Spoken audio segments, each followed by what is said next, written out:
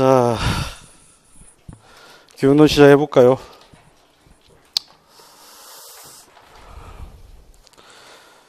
자, 교육론 책이 아까도 말씀드렸다시피 정치하고 교육론 책이 좀 늦게 나올 것 같습니다. 그래서 나오는 동안 좀 기다려 주시고요. 대신에 이제 프린트 자료하고 학습지하고 일단은 계속 프린트로 일단 교재는 나갈 겁니다. 그래서 확인들을 좀 잘 해주시고요. 일단 이제 책 가지고 일단 간단히 좀 먼저 말씀을 좀 드리면, 지금 책이 나온 형태는 뭐 아까 이제 정치책하고 약간 비슷합니다. 앞에 이제 개관해서 전체적으로 어떤 방향성에 대한 글들이 있고요. 그 다음에 각 단원별로 내용들이 쭉 구성이 되어 있는데, 좀 잘 활용을 하셔야 되는 것은 뭐냐면 제목을 좀 잘 많이 활용을 하시기 바랍니다. 다른 어떤 책들이나 교재와 달리 제가 제목을 좀 길게 달기도 했고요. 그 다음에 제목의 내용들을 요약해서 달기도 했습니다. 그래서 정치도 마찬가지인데, 일단은 글이 안 읽혀지시는 분들은 제목이라도 정확하게 반복을 해서 확인을 하시면 나름대로 좀 얻어지시는 게 있을 것 같아요. 그리고 이제 생각해 볼 문제들은 달려 있는데, 이거는 이제 3, 4월 달 할 때 나중에 한번 이론 강의에서 한번 다룰 것 같고요. 부탁드리고 싶은 거는 정치도 마찬가지인데, 복습을 할 때 반드시 기출 문제를 한번 읽어보시고요. 내용은 몰라도 상관없습니다. 기출 문제에 어떤 주제들이 있는지를 확인한 다음에, 그 다음에 복습을 하실 때 좀 책을 편하게 좀 읽어 나가시기 바랍니다. 예. 그래서 일단은 이제 그렇게 좀 해주시면 좋을 것 같고요. 그 다음에 여기 나온 대로 이제 1페이지를 한번 보시고, 그 학습지 나눠 드렸던 거 있죠. 그 이야기를 하면 좀 말씀을 드리겠습니다. 자, 일단은 지금 사회과 교육론 출제 경향부터 나와 있는데, 사회과 교육론 출제 경향들을 한번 보시면 사회과 역사가 있는데요. 이게 이제 사실상 총론입니다. 사회과 역사 안에 뭐가 포함되어 있냐면 사회과의 모든 구조 이야기가 다 포함되어 있습니다. 사회과의 구조는 네 가지거든요. 하나는 목표, 사회과의 목표. 그 다음에 두 번째는 사회과의 내용. 그 다음에 세 번째는 사회과 교수 학습 방법.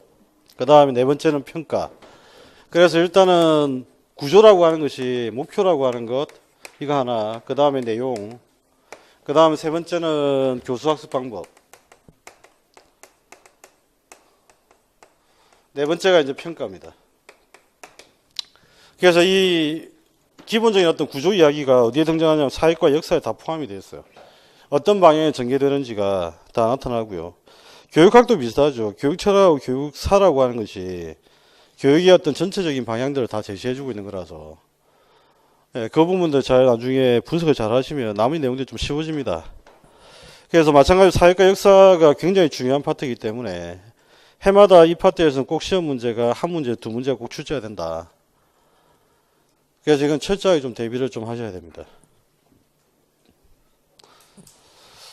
그 다음에 이제 사회과 교육 목표죠. 이제 사회과의 구조의 한 내용씩 다루게 됩니다. 사회과 역사를 연구해 봤더니 기본적으로 사회과 교육 목표가 무엇인지가 드러납니다. 그래서 사회과 목표가 등장하는데, 사회과 목표에서 요즘에 중요한 거는 이제 고차 사고력. 이게 이제 가장 핵심이고요. 고차 사고력 중에서 제일 중요하게 생각하는 고차 사고력이 메타인지입니다. 그래서 메타인지를 중심으로 해서 이 부분은 잘 정리를 하시면 크게 문제가 없을 파트고요. 그 다음에 이제 사회과의 내용이죠. 사회과의 내용이 사회과 교육 과정입니다. 그래서 중요한 거는 뭐냐면 사회과의 내용은 우리가 이제 앞에서 뭐 사회과학, 인문학, 그 다음 여러 가지 기타 등등의 내용들을 포함하는 게 사회과다. 이렇게 이제 우리가 정리를 하는데, 문제는 뭐냐면 그러면 사회과학, 인문학, 예술, 그 다음에 지금 현재 나와 있는 각종 내용들을 어떻게 조직할 거냐. 그래서 사회과 교육과정에 제일 중요한 건 교육과정 구성 원리가 중요하고요. 그래서 이 교육과정 구성 원리가 어떻게 되어 있느냐라고 하는 얘기인데, 교육과정 구성 원리는 크게 우리나라 교육과정 구성 원리는 네 가지입니다. 하나는 첫 번째가 환경확대법이라고 하는 게 있어요. 가장 오래된 교육과정 조직 원리이기도 하고요.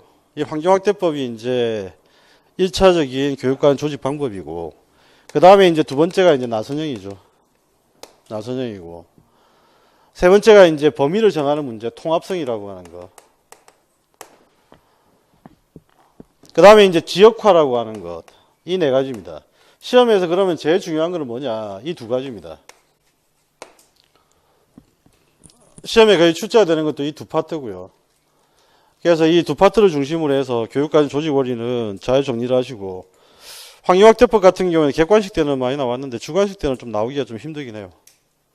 네, 기본적으로. 자, 그 이유는 나중에 이제 한번 말씀드리도록 하고요. 그 다음에 이제 한국 사회과 교육과정에 대한 부분은 사회과 역사에서 아마 살펴보게 될 겁니다. 그래서 이건 이제 한번 나중에 한번 살펴보고, 그 다음에 이제 교수학습 방법 넘어와서 사회과에서 제일 중요하게 생각하는 교수학습 방법이 개념학습, 그 다음에 가치 수업, 논쟁 문제, 의사결정. 그래서 일단은 지식적인 차원에서 볼 때는 제일 중요한 게 뭐가 제일 중요하냐면 개념학습이 제일 중요합니다. 가치 수업 모형은 사실은 사회과에서 그렇게 비중 있는 부분은 아니에요. 왜냐하면 윤리 쪽으로 많이 뺏겼기 때문에. 그래서 실제적으로 가치 수업 모형은 윤리 쪽으로 많이 뺏겼지만 그래도 시험에서는 계속 강하게 출제가 됩니다. 이유는 뭐냐면 논쟁 문제 수업하고 의사결정 수업 때문에. 그래서 논쟁 문제 다루는 수업이 논쟁 문제 수업이고, 그 다음에 이제 의사결정 수업이라고 하는 것들은 의사결정 능력 함양을 목적으로 하는 거거든요. 그래서 교수학습 방법 이름을 외우는 건 쉽습니다. 그 이름은 전부 다 무엇을 기준으로 하냐면 내용 컨텐츠를 기준으로 해서 이름을 달아놨어요. 사실을 다루면 사실학습이고, 일반화를 다루면 일반학습이고, 논쟁 문제 다루면 논쟁 문제 수업이고. 근데 컨텐츠가 아닌 게 한 가지 있습니다. 그게 뭐냐면 이제 협동학습입니다. 협동학습은 컨텐츠가 중요한 게 아니고 협동한다는 게 더 중요합니다. 그래서 협동학습은 사실은 교수학습 모형이라고 하기보다는 수업 기법 쪽에 포함을 시켜놓고 어떤 모델을 가져다 쓰느냐가 더 중요한데, 뭐 현재 어쨌든 소개된 바에 따르게 되면 모형으로 일단 소개를 합니다. 근데 모형이 워낙 다양한데 협동학습 모형을 전부 다 봐야 되는 건 아니고, 일단 여기에서 우리가 이제 중요한 협동학습 모형이 몇 가지가 있어요. 하나는 뭐냐면 이제 직소 모형, STAD 모형,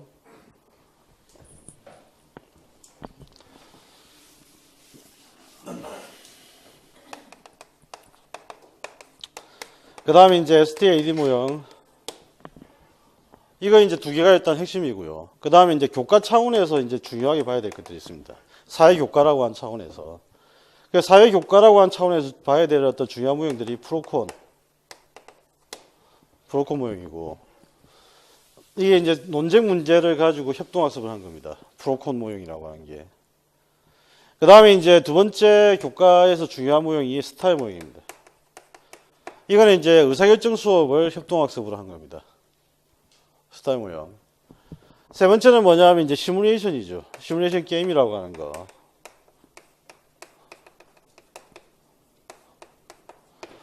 그래서 요 5가지 정도 특징들하고 그 다음 취지들만 좀 알아두시면 됩니다. 이 세 가지는 이제 내용적인 측면에서 공부를 하셔야 되고요. 이 두 가지는 이제 협동학습의 구조적인 차원에서 접근해서 정리를 해야 됩니다. 그래서 어떤 구조가 있는지 나중에 한번 말씀을 드리도록 하고요. 그 다음에 이제 수업 기법과 관련돼서는 수업 기법은 여러 가지가 있습니다. 일단은 이제 강의식 수업이라고 하는 게 있고, 그 다음에 이제 강의 말고, 그 다음에 이제 있는 게 발문이라고 하는 기법이 있고요. 그 다음에 이제 토론이라고 하는 것, 토론이라고 하는 수업 기법이 있고, 그 다음에 이제 역할놀이라고 하는 것도 있고,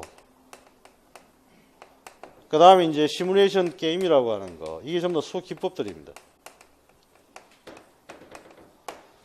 가장 오래된 거는 강의인데 시험에서는 강의는 거의 나올 가능성이 없고요. 시험에서 중요한 거는 거의 집중되어 있었던 게 토의하고 토론 수업, 그 다음에 발문, 이 두 가지에 거의 집중되어 있었습니다. 그래서 일단은 두 가지의 포인트를 맞추고 잘 정리를 하시면 되고, 기출문제도 아마 그런 차원에 접근을 하시면 됩니다. 그 다음에 이제 고차사고리 함양을 위한 수업 방법에 이제 뭐가 있느냐라고 하는 것들이 한번 출제가 되는데, 아까 말씀드렸던 메타인지, 그래서 메타인지라고 하는 것은 뭐 교육학도 마찬가지지만 사회교과 차원에서 보더라도 이리저리 굉장히 중요한 포인트가 된다라고 하는 거, 그걸 한번 정리를 좀 하시면 되겠고요. 그 다음에 이제 사회과 평가인데 2015 개정 교육과정에서 강조하는 평가, 그 평가가 뭐냐? 과정평가입니다.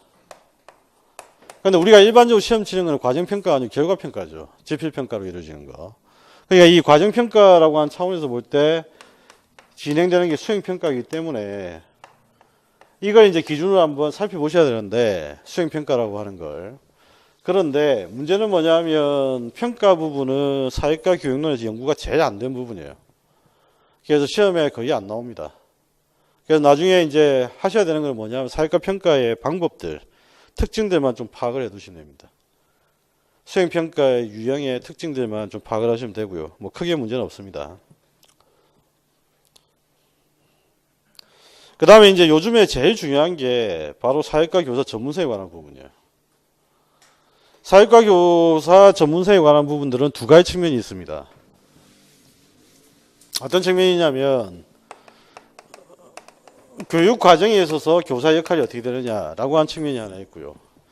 물론 이제 그 인하대에 계신 박선미 교수님 책을 가지고 한번 이야기를 하면 이건 훨씬 더 많아지는데, 지금 출제하는 범위가 거의 차영수 모기한 쌤 책이라서 일단 그까지는 생각하실 필요는 없고, 일단 두 가지 측면이 있어요. 하나는 뭐냐면 교육 과정에 있어서 역할, 교육 과정에서 교사 역할이라고 하는 측면에서 일단 전문성 이야기 하나 있고요.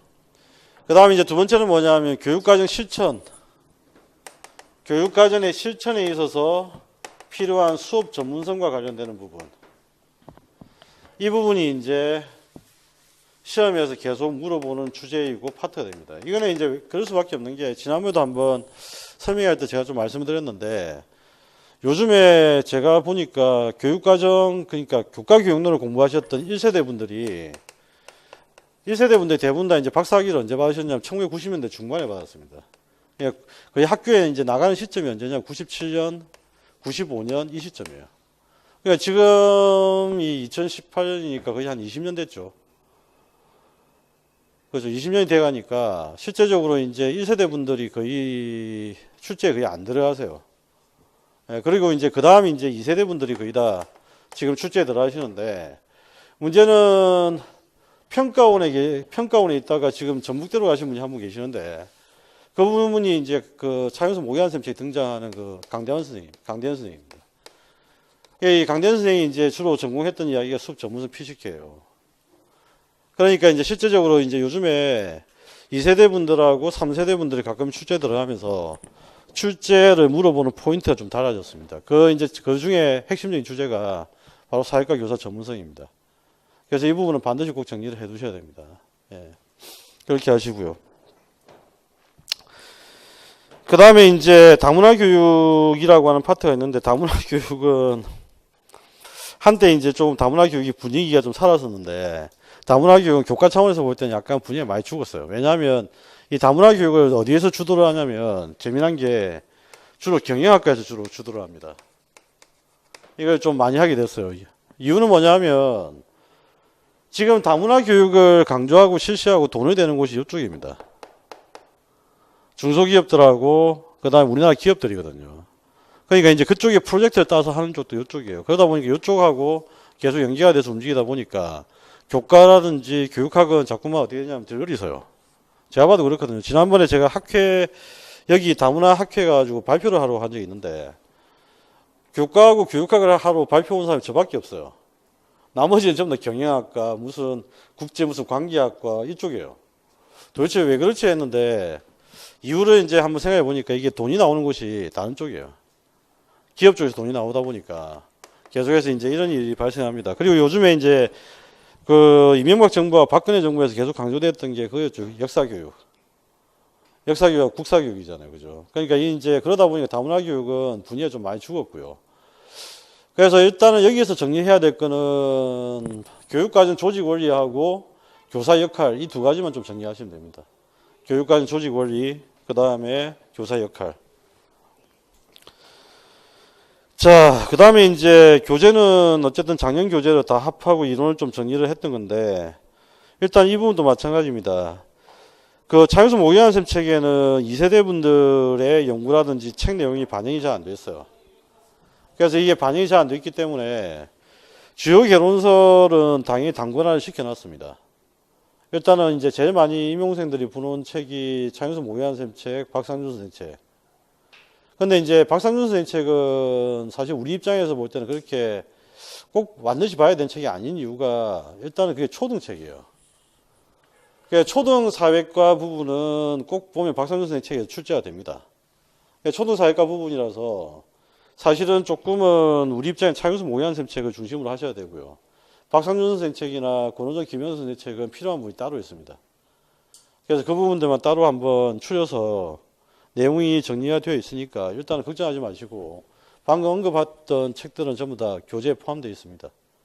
그래서 일단은 그것들은 확인을 하시면 되겠고, 그 다음에 이제 정문성 선생이 썼던 협동학습 책이 있죠. 협동학습 책이 있는데 그 협동학습 책에서 우리가 시험에 필요한 부분들은 일단 교재에 반영을 시켜놨습니다. 교재에 반영시켜놨으니까 크게 문제는 없고요.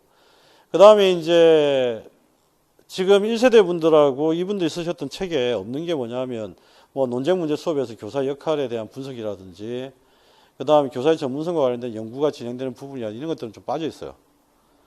빠져 있기 때문에 이제 그런 부분들은 논문에서 제가 참고로 해서 교재에 넣어놨으니까 일단은 교재를 믿고 일단 그걸 좀 열심히 하시기 바랍니다.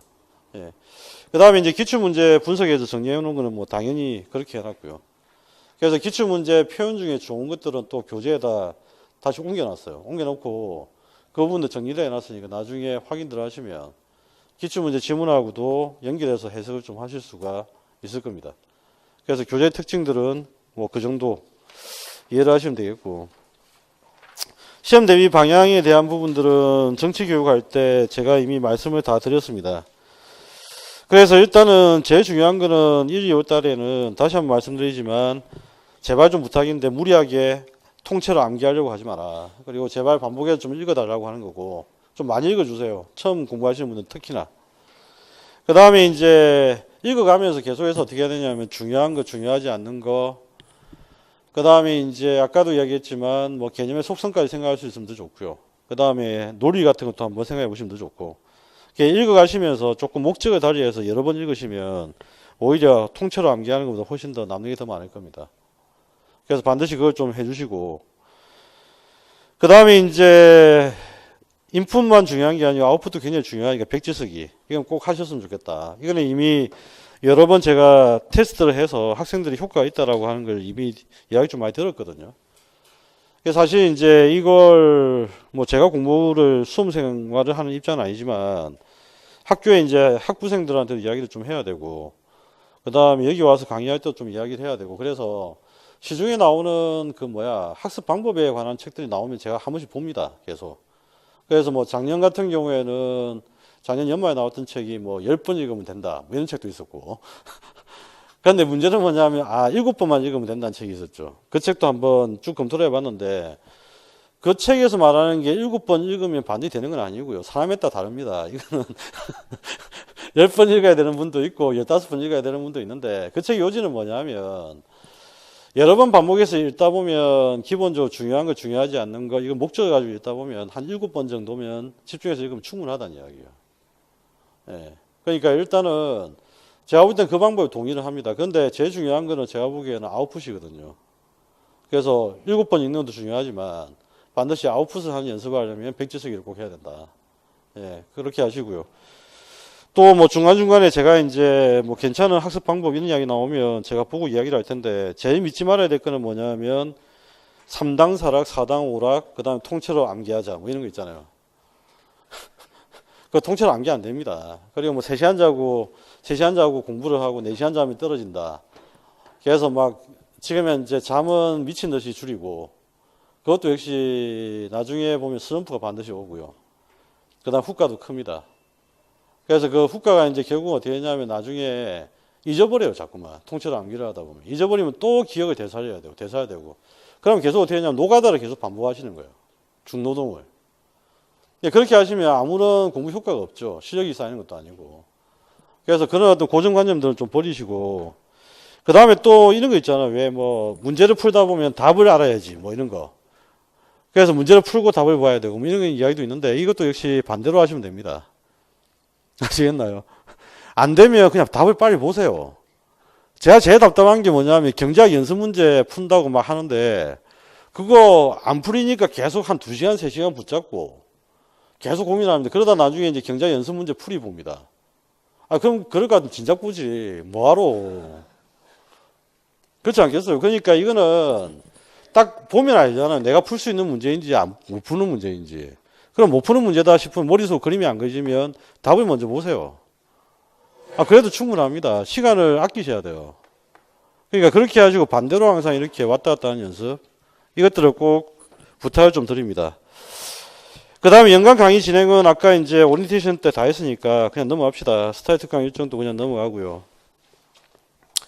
사회과 경론 일정은 아까 말씀드렸던 대로 4주차가 설 연휴가 끼어 있어서 일단은 공식적으로 휴강을 하는 걸로 하고, 그 다음에 일단은 9주차 그때 일단은 수업을 하는 거 그렇게 하겠습니다. 그 다음에 경론은 제 생각에는 조금 빨리 종강이 될 수 있을 것 같아서 뭐 9주차까지 3월 1일까지 안 가도 될 것 같거든요. 일단은 그는 이제 진도 보면서 날 상황 보고 수업 시간을 조금만 한 10분씩만 늘려도 충분할 것 같아서 나중에 그는 보고 판단을 하고 그렇게 하겠습니다.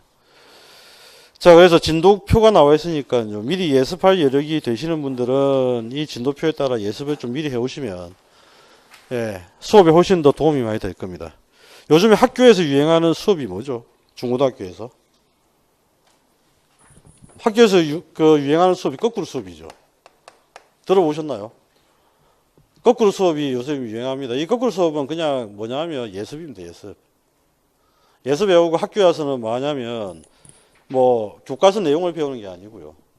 토론하고 토의하고 체험하고 이런 것들이에요. 그러니까 실제적으로 과거에는 복습이 중요했다. 뭐 이렇다면 요즘엔 예습이 더 중요하다. 이야기가 바뀌었어요. 근데 아직도 보니까 노란지 학원가는 복습이 중요하다 이런 이야기가 다수더라고. 근데 이거 복습보다 더 중요한 건 예습입니다. 일단은 효과적인 차원에서 그렇고요. 그렇다고 복습을 하지 말라는 이야기는 아니고 하셔야 됩니다. 그런데 이걸 효과를 배로 배가시키려면 예습이 더 중요하다. 그 말씀을 드리는 거죠.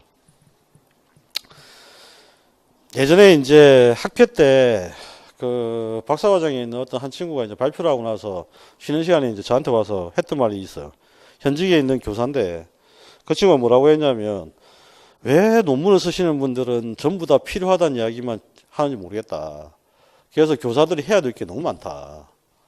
맨날 발표하시는 분마다 교사는 이거 해야 되고 이거 해야 되고 이거 해야 되고 이거 해야 되고 도대체 몇 가지 하라는 거냐. 미치겠다. 이렇게 하던데 제가 웃으면서 그 말을 했거든요. 필요 없는 건 없다. 다 필요하다. 다 필요해서 하는 말이고. 그런데 문제는 선별하면 되죠. 다 필요한 건데 그걸 다 할 수는 없고 그 중에 선별해서 하시면 되고요. 그래서 예습하고 복습은 기본적으로 밸런스가 좀 맞았으면 좋겠다. 주의를 좀 하시고. 자, 그러면 이제 사회과 교육론 지식 구조를 빠르게 한번 일별을 해봅시다. 사회과 교육론 지식 구조는 아까 말씀드렸던 대로 목표, 내용, 방법, 평가 이 4가지 구조로 되어 있다. 그러면 도대체 사회과의 목표는 뭐하냐? 뭘 추구하는 거냐? 시민성 함양을 추구합니다. 근데 문제는 뭐냐면 이 시민성 함양이 시대마다 요구하는 시민성이 틀립니다. 그죠? 예전에는 조선시대 같은 경우에 어떤 시민성을 요구했겠어요? 그때 물론 시민도 없지만 말 잘 듣는 백성을 원했다면 지금 말 잘 듣는 백성보다 뭐가 더 중요합니까? 창의적인 백성이 더 중요합니다. 그죠? 그러니까 시대가 많이 바뀌었다는 이야기예요. 그러면 이제 사회과에서 계속 강조하는 이야기는 뭐냐? 국가적 사회적 요구가 많이 반영되는 교과거든요. 국가적 사회적 요구가 많이 반영되는 교과. 그렇죠. 이 탄생 배경도 그렇습니다. 국가적 사회적 요구에 따라 탄생된 거라서. 그러면 당연히 이제 국가적 사회적 문제를 해결할 능력이 제일 중요한 거예요. 그래서 이 해결할 능력을 바로 문제 해결 능력이라고 하는데, 그럼 문제 해결 능력의 구체적인 내용이 뭐냐? 이걸 이제 가지고 학자들이 막 논쟁을 합니다. 아시겠죠? 그래서 문제 해결을 사회과학적 탐구를 통해서 해야 된다. 어떤 친구는, 어떤 사람들은 의사결정을 통해서 해야 된다. 이게 바로 문제 해결 능력의 핵심이다. 그렇죠. 그래서 이거는 실제적으로 이제 많이 있는 건데, 우리가 요즘에 이제 많이 이제 거론되는 이야기가 뭡니까? 의사결정 장애가 많다. 뭐 그런 이야기 빈번하게 하잖아요. 그러니까 이게 개인적이든 국가적이든 의사결정을 내리는 부분이 어떻게 내려야 될지 방법적인 것들을 가르쳐야 된다. 이제 이런 것들이 목표들이 강조되기 시작합니다. 자, 그렇다면 이제 이 내용들을 사회과학적 내용들, 인문학적 내용들, 예술, 음악, 체육, 뭐 관련되는 모든 문학적인 내용들까지 교육 내용에 포함을 시킬 건데, 그러면 이 내용들을 어떻게 가르칠 거냐? 그렇게 하려면 조직화를 시켜야 됩니다. 그죠? 조직화를 시켜야 된다. 그럼 조직화를 어떻게 시킬 거냐? 그 이야기인데 그 이야기 두 가지 포인트가 뭐냐면 스코프하고 시퀀스 이야기입니다. 스코프는 당연히 이제 내용 범위와 관련된 이야기고, 시퀀스라고 하는 것은 연속적 이야기죠. 계열성 이야기입니다. 그죠? 계열성 이야기. 계열성이라고 하는 건 어떤 거냐면 유치원 때부터 해서 쭉 고등학교 졸업할 때까지 어떤 내용을 어떻게 순서대로 가르칠 거냐. 이것이 계열성이고요. 그 다음에 이제 요 중간에 각 학년별로 가르쳐야 되는 범위를 정하는 문제. 이걸 통합적이라고 합니다. 통합성이라고.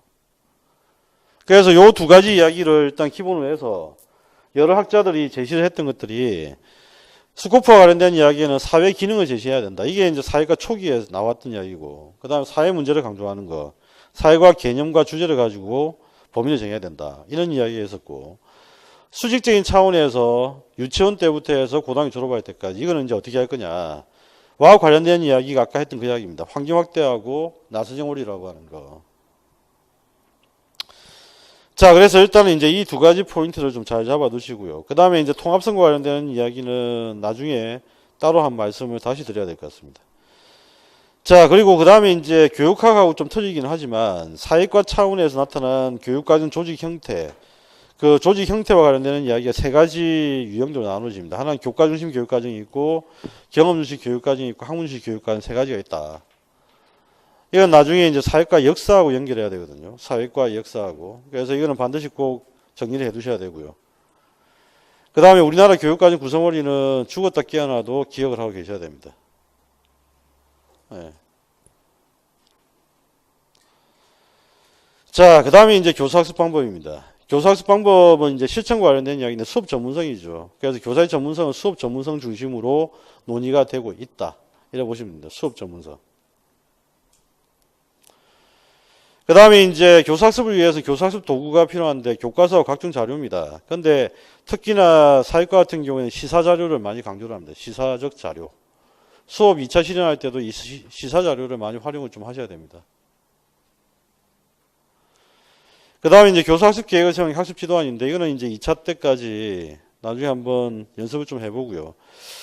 어쨌든 뭐 1차가 끝나고 나면 12월 또 한 달은 또 제가 2차 강의를 하기 때문에 그때 어쨌든 다시 한번 이거는 구체적으로 그 할 기회가 있을 겁니다. 그 다음에 이제 올해 같은 경우는 2차 강의 할 때 제가 학습 지도안을 한 30개 가까이 나눠줬거든요. 예, 이거는 이제 어떤 걸 뽑아서 나오느냐면 논문에 있는 학습 지도안, 그 다음에 수석 교사들 아니면 우수 교사들이 작성한 학습 지도안. 이걸 통해서 이제 학습 지도안을 어떻게 짜고 수업을 어떻게 하는지 이걸 분석하라는 취지로 나눠준 거예요. 그러니까 이걸 이제 잘 분석을 해서 학습 지도안도 어떻게 짤지 수업을 어떻게 할지 고민들을 많이 하면 수업 2차 준비할 때도 그렇게 무리가 없거든요. 그래서 나중에 어쨌든 2차 수업 실현할 때 이거는 반드시 한번 연습을 좀 하셔야 되고요. 학습 지도안 짜는 거하고. 경기도 같은 경우에는 요즘에 이제 수업 나눔이라는 이야기를 많이 합니다. 교사들 사이에 수업 나눔. 수업 나눔하고 좀 뭐가 좀 개념이 많이 틀리죠. 교육학 하시는 분들은 아마 익숙한 개념이 장학이라는 개념일 거예요. 그죠? 교수 장학이라고 하는 건데, 교수 장학이라고 하는 건 딴 게 아니고 이제 교수 학습에 관한 컨설팅을 한다는 이야기입니다. 근데 예전에는 이제 이 교수 장학에 대한 컨설팅을 어떻게 했냐면, 막 가서 이제 지적질을 한다거나, 아니면 무한대의 칭찬을 해서 아무런 교수 장학이 의미 없는 장학을 실시하는 거죠. 아마 여러분들도 이제 학생의 신분으로 아마 이걸 참석을 했던 적이 몇 번 있을 거예요. 그러니까 이게 교수 장학이 별로 이렇게 하면 의미가 없다. 그래서 요즘에는 이제 경기도에서 붐이 일어난 게 뭐냐면 수업 나눔입니다. 수업 나눔의 가장 큰 특징은 뭐냐면 협력적 장학이에요. 일방적인 장학이 아니고 교사들끼리 협력적으로 교수학습을 개선해 나간다는 겁니다. 그래서 여기서 수업 나눔에서 제일 중요한 포인트는 뭐냐면 의사소통과 협력적 태도가 되어 있느냐 없느냐. 그래서 경기도 나뉘 시험 치실 분들은 뭘 준비를 하셔야 되냐면 수업 나눔의 취지를 잘 알고 준비를 하셔야 돼요. 거기서 뭐 수업 나눔을 하면 토론을 해서 내가 말을 많이 하고 잘하면 좋으냐. 그거 아닙니다. 그걸 보는 게 아니고 수업 나눔과 관련돼서 이야기해서 보는 포인트는 뭐냐면 이 사람이 다른 사람들과 함께 충분히 의사소통을 할 수 있는 능력이 있는지. 그 다음에 두 번째 포인트는 방금 이야기했던 대로 협력적인 태도가 되어 있는지. 이걸 보는 거지 말 잘하는 사람 뽑는 거 아니거든요. 그런데 이게 이제 이 분위기가 어디로 지금 파급이 되냐면 전국적으로 파급이 되고 있는 분위기예요. 그러니까 다른 지역에서 역시 마찬가지로 수업 시험 준비를 할 때 수업 나눔과 관련되는 기본적인 이야기들 이것도 좀 이해를 잘 해두셔야 됩니다. 다른 지역에서도. 자, 그 다음에 이제 나타나는 게 제일 중요한 거죠. 시험에서 수업 모형하고 수업 기법입니다. 거의 여기에서 가장 많이 시험에 출제가 되는 것을 선택하라고 한다면 제일 지식의 위계 구조와 관련되는 수업 모형 중에서는 당연히 개념학습 모형이고요. 가치 교육과 관련되는 부분에서는 가치 명료화 모형입니다. 그 다음에 세 번째 종합 모형에서는 논쟁 문제 수업 모형입니다. 올해도 논쟁 문제 수업 모형이 출제가 됐었고 작년에 제가 이제 파이널 정리할 때도 논쟁 문제 수업 모형 시험에서 한 2년 정도 쉬었다. 근데 시험에 출제가 됐다라고 했는데 당연히 제일 중요하니까 논쟁 문제 수업 모형이 출제가 됐거든요. 그 다음에 또 특징이 이제 한 가지 있는 게 논쟁 문제 수업 모형은 출제가 되면 꼭 2년 연속으로 출제가 되는 경향이 있어요. 한 번에서 보통 안 끝납니다. 그러니까 반드시 논쟁 문제 수업 모형은 올해도 중요한 파트니까 꼭 정리를 하시고 협동학습 모형이 올해 안 나왔습니다. 근데 협동학습 모형의 특징이 그래요. 협동학습 모형은 1년 정도 주기를 탑니다, 좀. 그래서 올해 이제 어쨌든 협동학습 모형이 그런데 주기를 타는데 지난번에 한 2년 연속으로 나온 적이 있거든요. 그래서 올해는 아마 쉬었으니까 만약에 내년 같은 경우에는 쉬든지 아니면 그 다음에 출제가 될 가능성이 있습니다. 일단은. 그래서 보통 협동학습 모형은 1년 주기를 탄다라고 하는 거 좀 알아두시고. 그래서 일단은 수업 모형과 수업 기법에서 기본적으로 한 몇 문제 생각하셔야 되냐면 여기에 3문제 정도 기억을 하셔야 됩니다. 교과 교육론에서는 가장 비중이 큰 부분이다. 그 다음에 평가는 올해 예상했던 대로 올해도 평가는 시험 문제 안 나왔습니다. 그래서 평가는 수행평가, 과정평가 중심으로 해서 어떤 특징들이 있는지만 간단히 정리하시면 되고요. 그 다음에 이제 사회과 교육의 과제인데 사회과 교육의 과제는 사실 이건 뭐냐면 교육과정 혹시 보신 적 있으세요? 교육과정에 보면 각 교과와 관련되는 교육과정이 있고요. 구조가 이래 됐습니다. 교육과정 총론이라고 하는 게 있고 그 다음에 이제 각 교과의 교육과정이 그 다음 나누지 돼 있죠. 근데 이 각 교과의 교육과정 말고 어떤 편이냐면 범교과 교육과정이라고 하는 게 있어요. 이 범교과 교육과정이 이제 여기 나와 있는 대표적으로 사회과 교육의 뭐 과제 이 내용들입니다. 그래서 이 범교과 교육과정에 보면 나와 있는 게 요즘에 이제 안전교육 그것도 포함되어 있고요. 통일교육, 그 다음에 다문화교육, 인성교육 뭐 이런 것들이 전부 다 여기에 포함되어 있어요. 그래서 일단 사회과 교육의 과제는 그런 주제들 중에 사회과 밀접한 관련성이 있는 주제 대표적으로 본다면 양성평등교육, 다문화교육인데 양성평등교육은 좀 지났습니다. 그러니까 처지난 거기 때문에 출제 거의 안 되고요. 다문화교육도 아까도 했지만 트렌드 경향이 요즘에 약간 주춤합니다. 그래서 이것도 역시 거의 가볍게 좀 정리를 하셔도 충분할 것 같습니다. 그 다음에 이제 폐쇄적 영역 극복과 새로운 문제에 대한 대응인데 이거는 나중에 말씀드리겠지만 관계되는 게 사회 비판 모형, 포스트 모더니즘이거든요. 포스트 모더니즘, 사회 비판 모형. 그래서 나중에 사회 비판 모형과 포스트 모더니즘에 대한 핵심적인 이야기를 말씀드릴 테니까 그때 나중에 확인을 하시면 되겠습니다. 됐죠? 시간이 좀 남았죠. 일단은 거기 교과서 교재를 한번 보도록 합시다.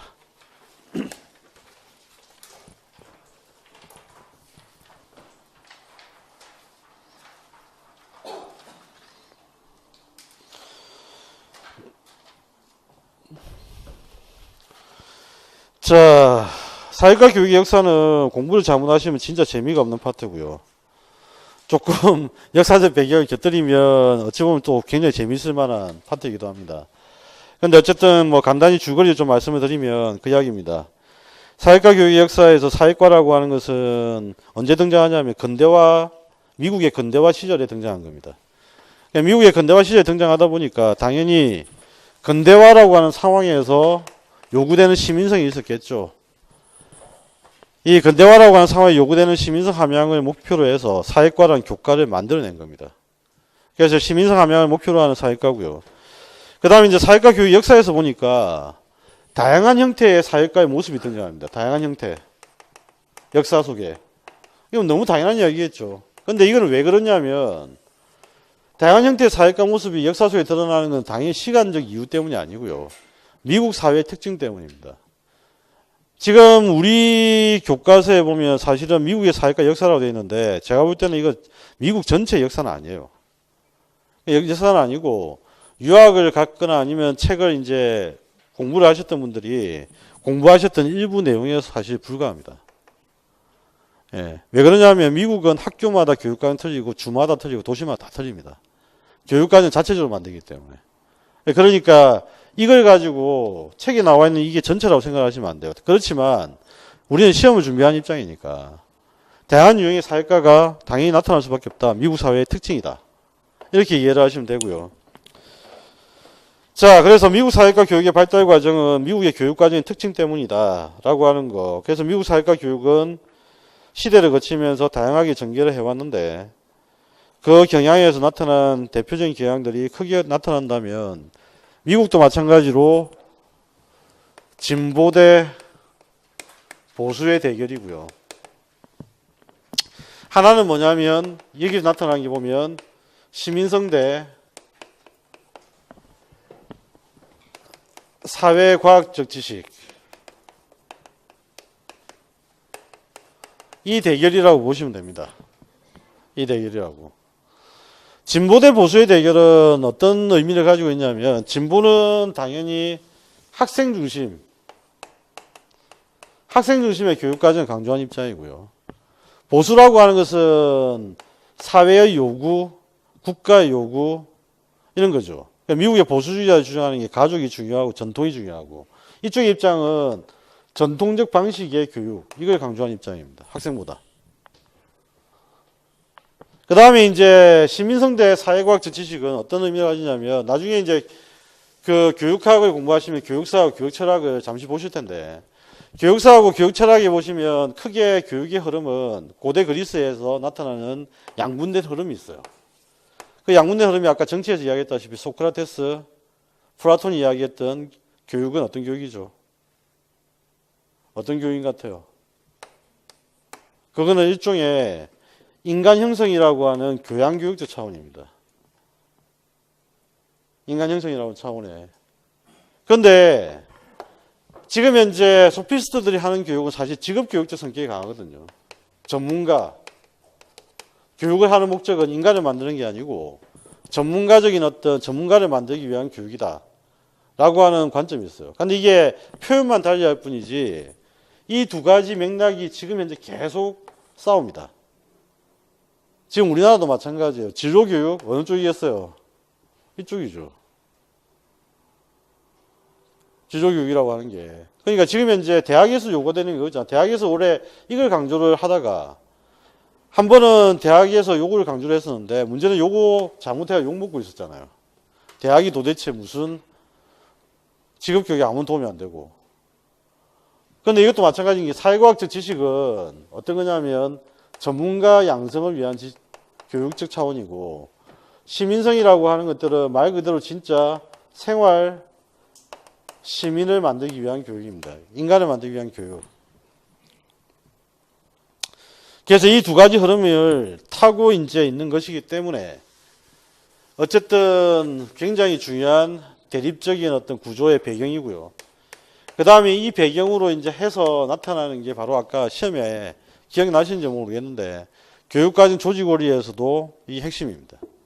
이걸 강조한 입장은 당연히 교육과정을 어느 쪽에다 초점을 두냐면 통합에 초점을 둡니다. 그렇죠. 생활에서 필요한 많은 것들을 가르칠 때 전문가 지식은 일부 지식이잖아요. 일부 지식. 그렇죠. 그러니까 많은 것들을 이제 요구하는 통합적으로 가르쳐야 된다. 이 주장이고, 이쪽은 당연히 분과형입니다. 그런데 학문 내부에서는 융합을 이야기하기도 합니다. 학문 내부에서는. 그런데 기본적으로 성격이 이쪽은 전문가적인 전문적 지식을 강조하는 입장이고 이쪽은 통합적 지식을 강조하는 입장이에요. 그러니까 교육과정 조직에서도 이쪽은 통합성을 강조하고. 그렇죠. 그래서 이런 것들이 나중에 이제 쭉 연결 흐름을 가지고 진행이 될 거다. 그래 보시면 됩니다. 자, 거기 보시면 이제 뭐가 나오냐면, 거기 세 번째 주로 보면 20년대 나오죠. 20년대가 아까 이야기했던 대로 바로 근대화 과정입니다. 근대화 과정에 등장했던 게 미국의 프래그마티즘이고, 프래그마티즘에서 강조했던 게 반성적 사고. 그 다음에 내려오시면 40년대, 50년대 미국이 나오는데 40년대, 50년대 미국은 당연히 냉전이죠. 냉전 이데올로기. 그러니까 충성, 애국심 이런 것을 강조했던 상황이고요. 그런데 어쨌든 바로 20년대 유행했던 이 경험주의적 경향이 그대로 유지는 된 상태입니다. 그런데 이제 결정적 문제가 생기는 게 뭐냐면 1957년에 맨 밑에 줄 스푸트니크 사건이죠. 이게 뭐냐면 이제 소련의 인공위성입니다. 소련의 인공위성. 소련이 인공위성을 먼저 쏘아 올린 겁니다. 그래서 미국 사회가 충격에 빠집니다. 왜냐하면 미국과 소련이 경쟁을 하던 틈이었기 때문에 미국 입장에 자존심이 굉장히 크게 상한 거죠. 그래서 미국의 자존심을 회복하기 위해서는 교육개혁을 해야 되겠다. 그래서 교육개혁에 들어가서 60년대 만들어진 게 바로 신사회과 운동입니다. 신사회과 운동. 근데 신사회과 운동이 결국 했지만 실패했습니다. 실패하고 80년대 미국이 되면서부터는 어떤 미국의 사회에서 문제점이 드러났냐면 개인주의의 병폐, 자유주의의 병폐가 등장해요. 80년대 미국에서. 개인주의의 병폐, 그 다음에 이제 자유주의의 병폐가 등장합니다. 그러면서 80년대는 뭐가 강조되냐면 가치 교육하고, 그 다음에 사회과학적 지식만 가르칠 게 아니라, 바로 바람직한 가치도 가르쳐야 되겠다. 이 두 가지를 합해서 가르쳐야 된다. 라고 하는 그 세 번째 줄 나오죠. 사회과학적 지식과 바람직한 가치의 바탕을 둔 의사결정 능력을 지닌 시민. 이런 시민이 강조되기 시작을 했었다. 확인을 하시면 됩니다. 자, 이런 미국 사회과에서, 미국에서 만들어진 사회과의 역사가 우리나라에도 영향을 크게 미쳤습니다. 이유는 뭐죠?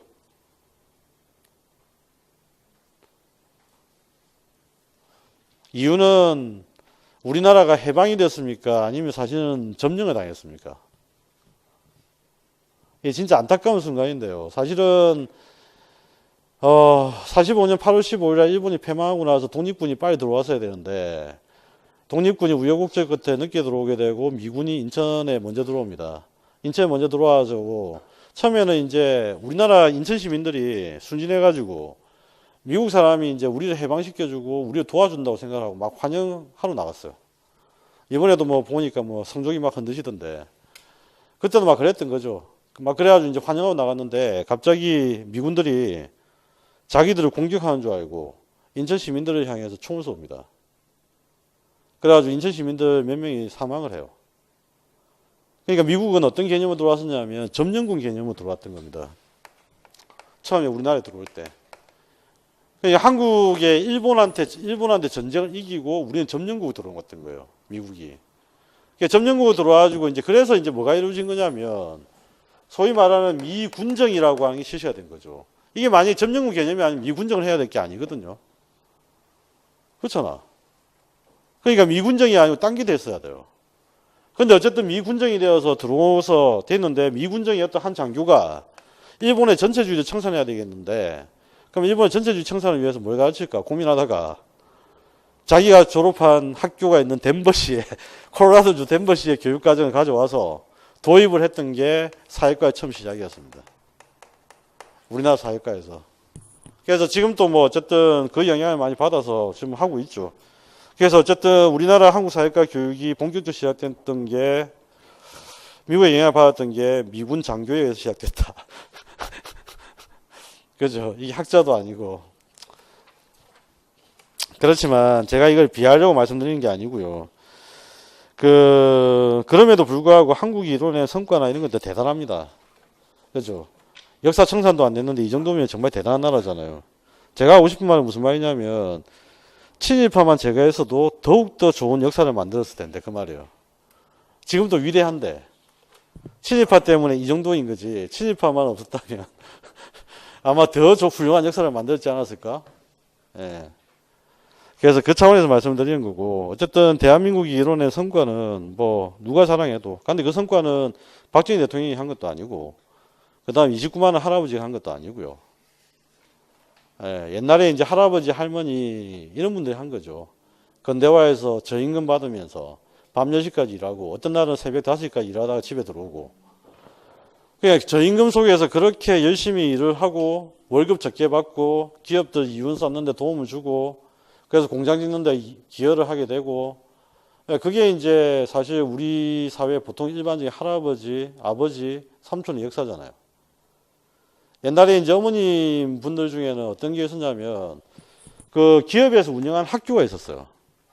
기업에서 운영하는 기숙학교가 있어요. 그럼 기숙학교인데 노동력을 회사에서 확보하기 위해서 싼 임금을 확보하기 위해서 어떻게 하냐면 고등학교를 지어놓고 고등학교에서 기숙을 하게 하고 그래서 돈 없는 이제 그 남학생, 여학생들은 낮에는 회사 가서 일하고 밤에는 야간학교 와서 졸업장 따고 그러니까 이쪽에서는 밥도 주고 잠도 재워준다는 명분으로 월급은 저임금 주고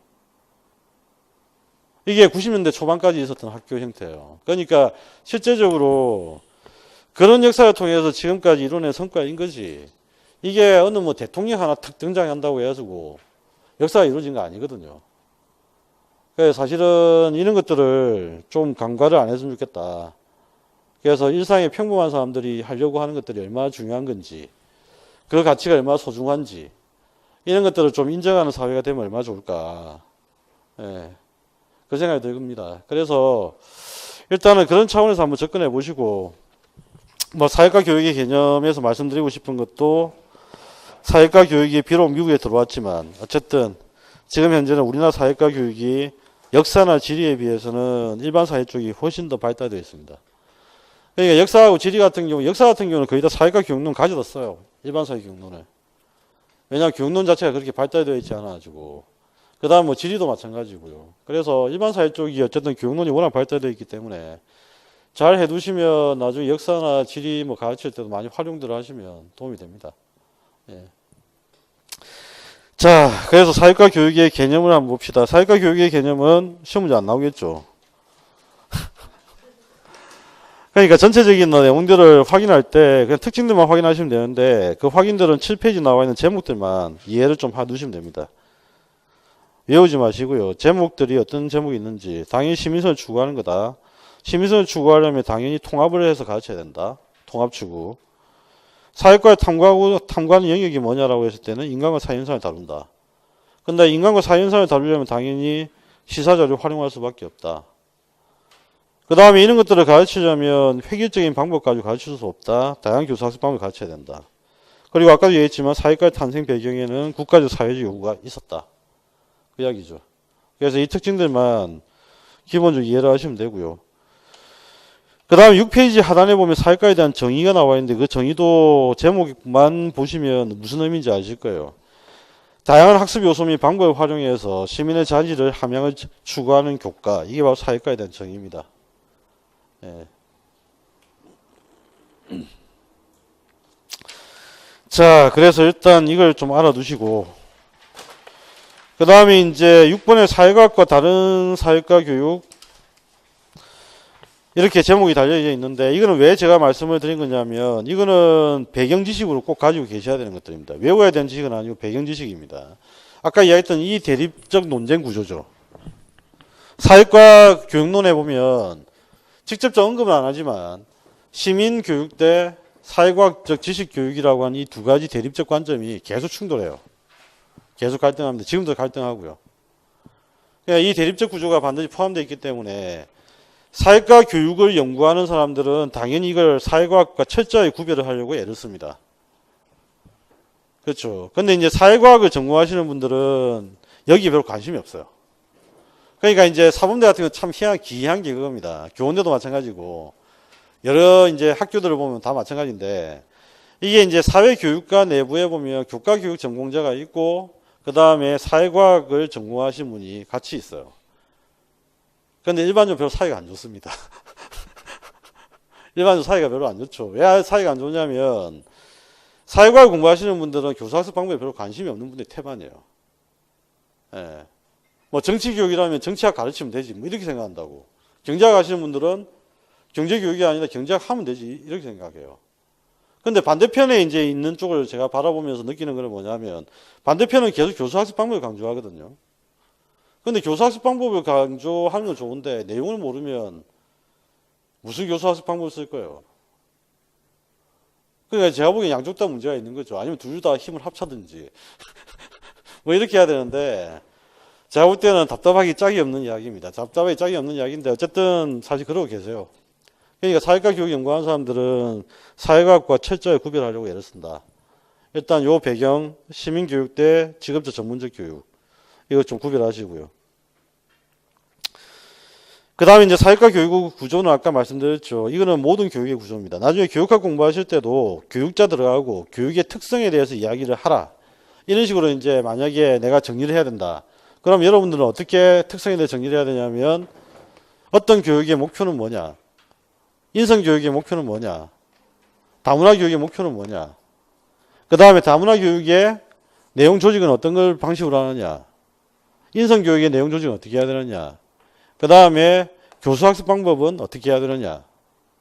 평가는 어떻게 해야 되느냐? 이런 식으로 설명을 해야 돼요. 그러니까 이거는 사회과 교육의 구조뿐만 아니고요. 모든 교과의 구조를 설명할 때도 목표, 내용, 방법, 평가로 설명을 하게 됩니다. 이게 교육과정 총론이 조직된 형태도 딱 이렇게 되어 있어요. 나중에 한번 교육과정 확인해 보시면 나올 겁니다. 그래서 한번 확인해 보시면 되고 그 다음에 이제 목표는 아까도 이야기했지만 시민적 자질인데 시대적 상황에 따라 다양하게 제시되었다고 했고 내용은 조직 원리에 따라 교육관 조직하는데 이것도 역시 이 파트 같은 경우에는 나중에 내용을 끝까지 다 보고 다시 읽어보시면 쉽게 이 파트는 이해가 되세요. 그래서 아까 우리가 이제 표를 가지고 정리를 했으니까 그 표의 내용들을 한번 가지고 확인하시면 되겠고 10페이지에 보면 요약해서 그림으로 제시가 되어 있습니다. 표로. 역시 목표, 내용, 방법, 평가죠. 예, 그래서 이 측면에서 일단은 여러분들은 공부를 하시고 기본적으로 목표에서 한 문제, 내용 조직 원리에서 한 문제, 사회과 교육 방법에서 세 문제 이렇게 출제가 된다. 그리고 사회과 교육의 역사에서 한두 문제. 이렇게 이제 구조를 만드시고 흐름을 잘 이해를 하신 다음에 시험 준비를 하시면 됩니다. 사회과 교육론이 일반 사회 시험 준비에서는 지식의 양으로 따진다면 제가 보기에는 뭐 제일 적어요. 제일 적은데 시험 비중으로 따진다면 점수 비중은 제일 큰 파트입니다. 그죠? 그러니까 제일 정확하게 하셔야 되고 틀리시면 안 됩니다. 예. 그렇게 하시면 됩니다. 자, 그 다음에 이제 미국 사회과 교육의 역사가 있습니다. 탄생 언제 있죠? 80년대, 1916년. 사회과 탄생되어 있네요. 탄생되어 있으니까 이거는 뭐죠? 근대화 시기입니다. 그죠? 근대화 시기. 근대화가 어느 정도 이제 진행되고 난 시기가 언제냐면, 거기 이제 14페이지에 보면 20년, 30년대입니다. 진보주의가 강조된 건 사실 차영수 모의한쌤 책에 그 내용들을 보면 제가 여러 가지 좀 불만들도 있고 예전에 이제 직간접적으로도 이 부분은 좀 이렇게 수정이 필요하다고 전달한 적도 있는데 아직까지 이제 그 개정판이 안 나와서 이게 지금 이제 안 나와 있단 말이에요. 안 나와 있는데 사실은 진보주의가 등장했던 시기는 1880년대, 1916년이에요. 근데 이게 왜 20년대, 30년대 진보주의가 등장하느냐? 이야기는 왜 그러냐면 진보주의가 유행을 한 게 이 시점이다 이 말입니다. 진보주의 등장은 그 앞 시점이에요. 아시겠나요? 그래서 진보주의도 두 가지 흐름이 있습니다. 나중에 교육학 하실 때 아마 확인하실 건데 진보주의는 두 가지 흐름이 있는데 하나의 흐름은 뭐냐면 직업교육이라고 하는 차원에서의 진보주의가 있었어요.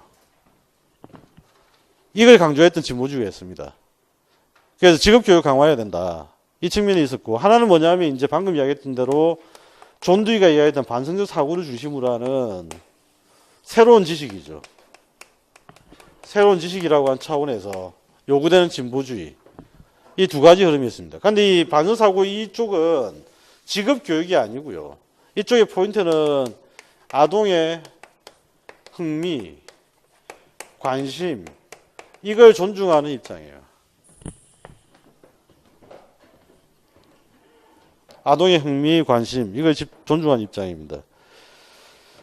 자, 그래서 일단은 진보주의는 그 앞에 있었지만 유행을 하기 시작했던 거는 1920년, 30년대였다. 그래서 이제 진보주의 교육 사상이 등장하는 거고, 진보주의 교육 사상에서 강조했던 거는 당연히 존두이를 배경으로 하고 있는 것이고, 존두이가 강조했던 거는 당연히 경험 중심의 교육 과정을 강조했었다. 이걸 좀 잘 이해를 하시면 됩니다. 그 다음에 이제 16페이지에 보면 50년대는 말씀드렸던 냉전 시기라고 했죠. 냉전 시기에는 당연히 애국심이 강조되는 흐름이 있습니다. 그래서 진보주의 교육적 경향 속에서 애국심과 보수주의적 주장이 대두한 시기, 이때 50년대입니다. 근데 재미난 거는 뭐냐면 진보주의 흐름 때문인지 어떤 흐름이 때문인지 모르겠으나 미국의 교실이 붕괴되었던 시점이 바로 이 시점이에요. 미국의 교실이. 옛날에 이제 오래전 영화입니다. 오래전 영화인데 그게 어떤 제목이었는지 지금 정확하게 기억은 안 나는데 태양 가득히였나? 하여튼 그 내용이 어떤 내용이었냐면 흑인 남성 교사가 나오고 백인 여성 교사가 나와요. 그리고 이제 고등학교 교육이 나옵니다. 고등학교 교실이 나오는데 이 흑인 교사가 이제 이 교실에 말 안 듣는 학생들을 대상으로 해서 교육 성과를 내는 그런 이야기예요. 소위 말하는 이제 감동 스토리죠. 그런데 이게 이제 이 영화가 언제 나왔냐면 1957년에 나왔는데 우리나라에 소개됐던 거는 1900 자료에 보니까 70년대 중반에 소개됐어요. 미국에서 발표된 영화 제목은 뭐였냐면 폭력교실이었습니다. 폭력교실. 그러니까 미국의 교실 분위기는 이미 50년대에 무너진 상태였어요. 이미 이제 그 파마 머리에다가 그때 저도 아직까지 기억나게 명화극장 그때 이제 하는 걸 저는 봤거든요. 명화극장에서. 나중에 이제 공부하면서 생각해 보니까 그때 내가 봤던 영화가 이건데 그때 그 당시의 시점이 이 시점이었나? 그래서 이제 그때서야 이제 한번 연결해서 생각을 해봤는데 50년대 이제 중반쯤에 이제 미국의 교실은 이미 붕괴된 상태였고 그때 이제 뭐 수업도 안 듣고 책상은 뒤로 빼고 일찍 집에 간 놈이 있고 그 다음에 안에서 교사한테 대드는 놈이 있고 교권 침해하는 놈들 거의 완전 난리가 났고 뭐 그런 상황이 이제 50년대 중반입니다. 그러니까 이제 기성세대 입장에서는 사실상 학교가 마음에 안 들어요. 마음에 안 드는 상태예요. 그런데 마침 이제 건수가 생긴 거죠. 그 건수가 뭐냐면 17페이지 나온 스푸트닉 사건 1957년입니다. 자, 이제 57년이 되면서 교육개혁이 시작됩니다. 근데 교육개혁에서 브루너가 이제 거기 이번에 보면 브루너의 주장이 등장하는데 뭐라고 이야기를 하냐면 지식교육을 과학적 지식교육입니다. 그러니까 교육을 어떻게 해야 되냐면 과학적인 지식을 교육해야 된다. 그렇기 때문에 지식의 구조를 가르쳐야 된다. 그 이야기입니다. 그러면 이제 이 당시에 이제 미국의 정부나 이 브루너 같은 사람이 이제 주장했던 건 뭐냐면 목표가 이 유명한 표현이에요. 꼬마 사회과학자. 사회과학자면 사회과학자지. 무슨 꼬마는. 그죠? 꼬마 사회과학자라는 표현이 이제 등장합니다. 그럼 이게 이제 무슨 의미를 가지고 있는 거냐면, 이게 무슨 의미를 가지죠? 꼬마를 사회과학자로 만들겠다 그 이야기잖아. 꼬마인데. 그럼 이 꼬마는 어떻게 해야 됩니까? 이 꼬마는 어떻게 해야 돼요? 마음껏 놀 수 있습니까? 아니면 집에도 안 가고 도서관에 처박혀 있어야 됩니까? 마음껏 놀면 안 되죠. 사회과학자 돼야 되는데. 그러니까 무슨 문제가 생기냐면 학습 부담이 엄청나게 가중되는 거예요. 학생들 어려워합니다. 사회과학자처럼 어떻게 행동할 것이며 어떻게 연구할 것이며 이게 안 되는 거예요. 그러니까 신사회과의 목적은 사실은 뭐였냐면 이거였습니다. 1957년도에 교실이 붕괴된 상태고 안 그래도 건수를 찾고 있었는데 57년 스푸트닉 사건이 발생했고 그러면 애들을 다시 이제 교육 현장 속에 밀어넣는 거. 그래서 학습 부담을 엄청나게 가중시켜서 딴짓 못하게 막는 거. 이게 사실은 가장 주목적이에요. 그게 보였던 게 뭐였냐면 1957년도, 60년도에 미국은 굉장히 혼란 시기입니다. 흑인 인권 운동도 발생을 했었고, 그 다음에 또 이제 중요한 사건들이 뭐냐면 락앤롤이라고 하는 아주 미국 사회를 흔들어댔던 음악이 이제 등장을 합니다. 이 당시에 이제 여러분이 좋아하는 R&B 음악도 등장해요. 근데 진짜 사람들이 오해를 많이 하는 게 R&B 음악이 아름다운 음악으로 알고 계시는데 R&B 음악은 아름다운 음악이 아닙니다. 나중에 그 미국 초창기 60년대 그 혹시 유튜브나 이런 데 검색해 보셔서 영어 원어를 들어보시면 주로 어떤 이야기냐면 아주머니 오늘 저녁에 뭐 혹시 시간 되세요? 뭐 이런 거. 우리 데이트나 할까요? 뭐 이런 겁니다. 실제 그러니까 R&B 음악이 가지고 있는 특징은 뭐냐면 흑인 음악이 워낙 시작이었기 때문에 가사가 굉장히 태폐적이에요. 그러니까 미국 사회, 기독교적인 미국 사회와 보수단체에서는 이 음악을 악마의 음악으로 규정하는 거죠. 그 다음에 락앤롤을 한다라고 하는 이제 이상한 놈이 한 놈 등장합니다. 누구죠? 엘비스 프레슬리라고 하는 이상한 놈이 등장해서 막 엉덩이를 흔들어대요. 그런데 이게 골반을 흔들어대는데 도대체가 이게 지금 이제 저렴하기 짝이 없는 거죠. 근데 엘비스 프레슬리가 사실 그럴 수밖에 없는 게 엘비스 프레슬리는 춤을 잘 못 춥니다. 그럼 왜 골반춤을 추게 됐느냐? 엘비스 프레슬리가 살던 동네가 바로 흑인 동네였거든요. 엘비스 프레슬리가 원래 빈민가였기 때문에 얘가 주로 놀았던 것은 백인들하고 논 게 아니고요. 맨날 흑인 교회 가서 놀았어요. 예. 그러니까 실제적으로 이제 엘비스 프레슬리가 배웠던 게 그거밖에 없습니다. 그러니까 실제적으로 춤을 굉장히 못 추는데 엘비스 프레슬리가 어쨌든 이 골반춤을 추면서 미국 사회가 시끄러워졌고요. 그 다음에 거기다가 이제 반전이 이제 시작됐죠. 베트남 전쟁도 시작됐고, 히피 운동도 시작됐고. 그러니까 미국 사회는 어쨌든 여러모로 이제 시작됐는데, 문제는 학생들의 이 변화적 흐름을 사실은 역행한 거예요. 미국 사회가. 우리나라도 약간 비슷한 경향이 나타납니다. 유신헌법 도입되면서 3차 교육과정이 만들어지고, 3차 교육과정 만들어지면서 학습 부담을 엄청나게 늘어나요. 학습 부담이 언제 늘어났냐면 3차 교육과정부터 문제입니다. 그래서 3차 교육과정부터 해서 7차 교육과정, 9차 교육과정, 2007 개정 교육과정까지 쭉 다 온 거죠, 지금. 그러니까 학습 부담은 엄청나게 늘어나 있는 거예요, 지금. 그럼 학습 부담이 왜 늘렸느냐? 딴짓 하지 말라고. 그러니까 딴짓해서 4.19 같은 일이 벌어지면 안 되니까. 사실 이제 그런 의도가 교육과정에 다 포함되어 있었던 거거든요. 그래서 일단은 이런 것들이 반영되어서 등장했던 게 어쨌든 60년대, 70년대 신사회과입니다. 그 신사회과는 진보주의 흐름을 탔던 앞에 사회과의 흐름과 다르다고 해서 신사회과라고 이름을 갖다 붙인 겁니다. 자, 그래서 이 신사회과 흐름이 일단 등장을 하고요. 그 신사회과는 어쨌든 지금은 이제 우리가 공부한 사회과에서도 제일 큰 영향을 미친 아주 중요한 주제입니다. 그래서 시험에 거의 매년 출제가 됩니다.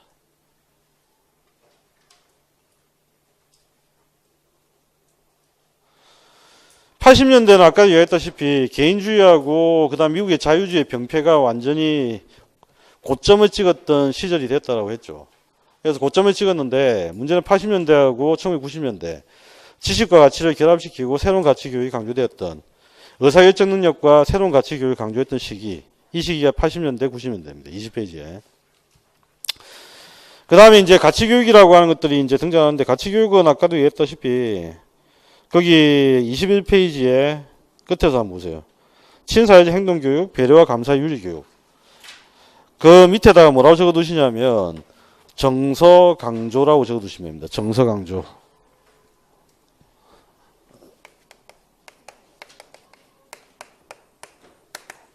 올해 이제 시험 문제 드디어 나왔습니다. 제가 출제할 게 없으면 이제 출제하다 없으면 이제 마지막 남은 게 이건데 일단 이것도 한번 물어봄직하다라고 했던 주제거든요. 정서를 강조했던 거. 그 다음에 이제 22페이지 보면 90년대 말에서 2000년대인데 이거는 사실은 최근은 아니고요. 차유수 모의함 책에는 최근이라 되어 있는데 최근은 아닙니다. 벌써 20년 가까이 되는데 무슨 최근이겠어요. 그죠? 그러니까 최근은 아니고 이거는 뭐냐면 이제 부시 행정부 때도 한번 난리가 난 겁니다. 부시 행정부 때도 우리의 청소년들이 이렇게 놀 수 있느냐. 공부를 좀 빡세게 시켜야 되는 거 아니야? 그리고 이제 또 한 가지 문제는 뭐냐면 소위 말하는 아시안인들, 그 다음에 이제 코파 아메리카인들. 이들이 이제 미국 사회에 많이 들어왔잖아요. 그래서 이들이 이제 미국 사회에서 성공을 합니다. 어떻게 성공하냐면 대학 진학을 통해서. 그러니까 이렇게 되니까 이제 문제가 생긴 거예요. 왜 문제가 생겼냐면 이 사람들이 자신들의 이제 지분에 대한 소리를 내기 시작하는 거예요. 그 다음에 이제 그러다 보니까 오래 있던 미국 사회 사람들이 어떻게 되죠? 위축됩니다. 위축되면서 이제 소위 말하는 미국도 이제 대학 입시 전쟁을 본격적으로 벌이기 시작을 해요. 그러니까 이제 문제가 생긴 거죠. 학교마다 교육 과정이 다 틀린데 대학에 원서를 넣었다. 도대체 얘를 뭘 기준으로 해서 뽑느냐. 그죠? 그러니까 뭐가 필요하게 됐냐면 표준 교육 과정이 미국에서 필요하게 된 거예요. 그래서 미국에 이제 표준 교육 과정하고 그 다음에 학업 능력이 너무 낮다. 그래서 얘도 공부를 좀 시켜야 되겠는데 뭘 기준을 잡아서 공부를 시키면 좋을까? 그래서 이제 이 당시에 유행했던 게 뭐냐면 바로 표준화입니다. 표준화. 그러니까 표준 교육 과정 학습해야 될 주제를 표준화시키겠다. 학습할 주제와 내용을 표준화시키겠다. 이게 이제 22페이지 나와 있는 내용의 핵심입니다. 자, 이게 이제 미국 사회과 교육의 역사고요. 잠시 쉬었다가 학습지로 한번 정리를 하고 한국 사회과 교육의 역사로 넘어가도록 그렇게 하겠습니다.